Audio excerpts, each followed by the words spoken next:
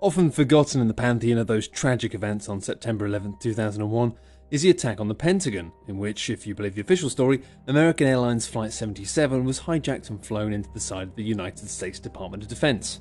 However, there are conspiracy theorists out there who point to the impact holes in the Pentagon's structure, which were much smaller than a standard commercial airliner, positing instead that the Department of Defense's headquarters was actually subject to a missile attack.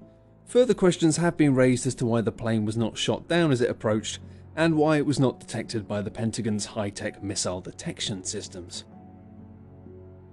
In fact, prior knowledge of the attack sits at the forefront of many 9/11 conspiracy theories. Some believe that the government agencies such as the CIA were warning various interested parties of the attacks in advance of them happening.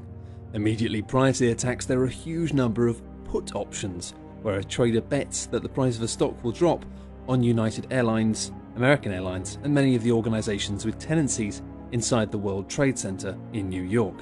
VIPs were also warned off taking to the skies on September 11th. Former San Francisco Mayor Willie Brown received a phone call warning him that Americans should be careful about flying on that day. Vague as you like, but it showed clear knowledge that something catastrophic might be about to happen. Having said that, you have warnings like this all the time, and most of the time, they're nothing to worry about. Another important player in the 9/11 truther movement is property developer Larry Silverstein. He bought the lease on the World Trade Center 6 months prior to the attacks, and many believe he stood to make a tidy profit if anything were to happen to the buildings. After raving in the press that there was a huge profit potential in the buildings, insiders began to raise doubts about their worth, suggesting they may actually come with huge upgrade costs. Riddled with asbestos and in desperate need of refreshing, figures up to $200 million were being pushed around. In the aftermath of their destruction, Silverstein's insurance payout totaled about $7.1 billion, making him a bit of a suspect to conspiracy theorists.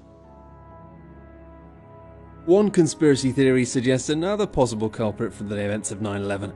Quite apart from the radical Islamic Al-Qaeda, there are people out there, believe it or not, that think the Israeli government planned it.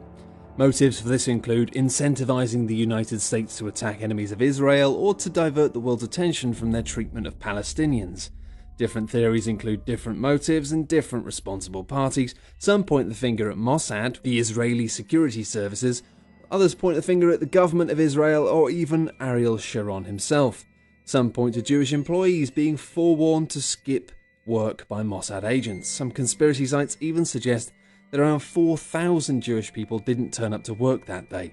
400 people subsequently died in those attacks though, which leads me to think that maybe they weren't very good at sending the emails around, if this is true.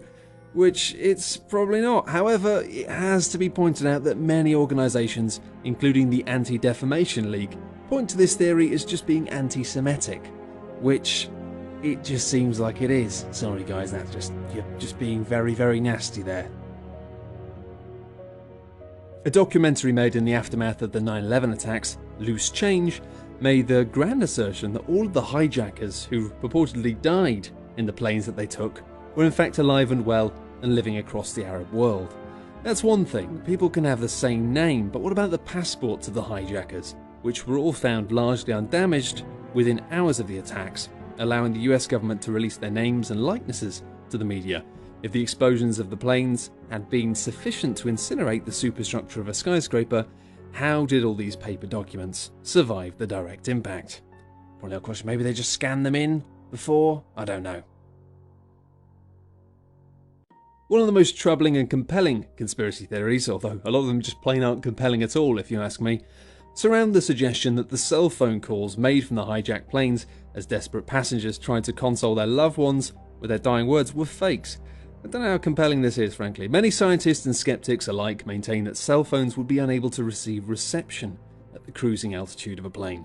The story has since been altered to suggest that onboard airphones were used, but the more the story shifts and changes, the more skeptical people became. Others have specifically picked out the alarming conversation between Mark Brigham and his mother, in which Brigham says, "Mom, this is Mark Brigham. I want you to know that I love you," before later asking, "You believe me, don't you?" Well, yeah, I guess so, but I mean, you probably would want people to make sure that they knew you weren't joking with a phone call like this. Again, can't say I'm much of a conspiracy theorist. The ubiquitous watch phrase of the 9/11 truther movement, which has since become its own meme, is that jet fuel can't melt steel beams. This refers to the theory that some form of other demolition must have been used to take down the Twin Towers, since they believe that the combustion of an aeroplane's fuel would not produce enough heat to warp the steel frame sufficiently for it to collapse. Many believe that a missile attack or a controlled demolition using explosives was actually what was responsible for the collapse of the towers. Some survivors have even claimed that they heard explosions from within the towers as they tried to make an escape. However, a lot of the theories about what can and can't melt steel have since been fairly well debunked. Flight 93, the doomed plane which was reportedly reclaimed by passengers who fought off the hijackers before the plane crashed into a field in Pennsylvania, is another source of conspiracy for the truther movement. These truthers, they sure keep busy. There were no survivors of the crash, which occurred as a direct result of the passengers' heroic actions, but many conspiracy theorists questioned whether or not this is the case. They claimed that it was a US military plane which shot down the plane. And while they don't necessarily disagree with the decision to shoot the plane down, they do question why the government just hasn't admitted that they did it. Yeah, guys, we might have to have a sit down about all this truther stuff. Of course, George W. Bush's reading of My Pet Goat to schoolchildren is now synonymous with the notion of fiddling while Rome burns. But the then president's younger brother Marvin, who falls under the most suspicion within certain parts of the truther movement. Marvin Bush was a senior executive of a company called Securacom, which was responsible for security at a number of companies and locations across the US, including 3 of the most important in the 9/11 tale: Dulles International Airport, United Airlines, and of course, the World Trade Center. On the weekend prior to the attacks, there were a series of power downs in the South Tower which were controlled by Securacom, which left the tower without electricity for a day and a half. As a result, there was no security footage and electronic doors were left unlocked, allowing a series of unfamiliar faces to enter and exit the building throughout the 8th and 9th of September. With clients including the US Army, the US Navy and US Air Force and the Department of Justice, Securacom's involvement in 9/11 is seen as some as being a clear indicator of conspiracy to many in the truther movement. Of course, Marvin Bush is merely a cog in the machine of a much larger theory. It's probably the Illuminati. Let's just cut to the chase. It's probably the Big Triangle Man. The younger Bush's part in events leads many to believe that the horrifying attacks on the United States of September 11, 2001 were perpetrated not by Islamic extremists, not by the Israelis, but by the US government themselves. Those who believe in the notion of an inside job point towards the 1962 Northwoods report as 9/11's blueprint. In the report, the CIA plans for attacks on American and foreign transport targets using bombs and hijackings were revealed. Its original purpose was to pin the blame for an attack on Cuba and called for violent terrorism across the US in order to spark that off. Many point to the perceived beneficiary of the attacks being the US government themselves, allowing them to pursue a controversial Patriot Act with little to no opposition and position themselves for invasions of Afghanistan and Iraq as part of a war on terror.